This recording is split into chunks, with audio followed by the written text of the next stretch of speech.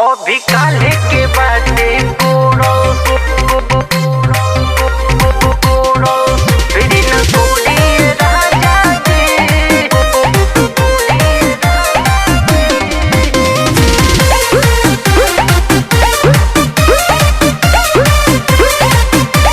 बड़ा तू बेदर्द ना दर्द राजा बुझेला दिया बाबू ताके साजे से जिया पकुदेला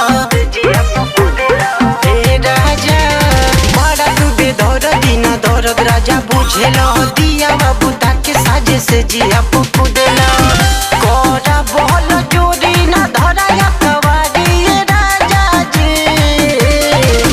कोरा बोल चोरी ना धराया कवारी राजा जी। अभी काले के बाटे कोड़ो फिर ना कोड़ी राजा जी।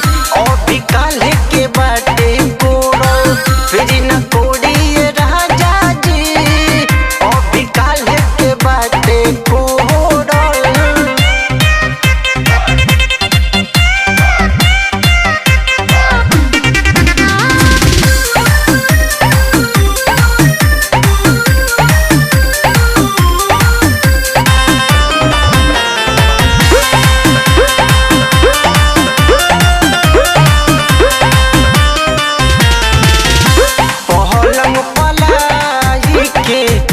चोरी चोरा बोलेला माजा भरपूर लेके साजा हमके दे देला। पहलंग पलाई के चोरी चोरा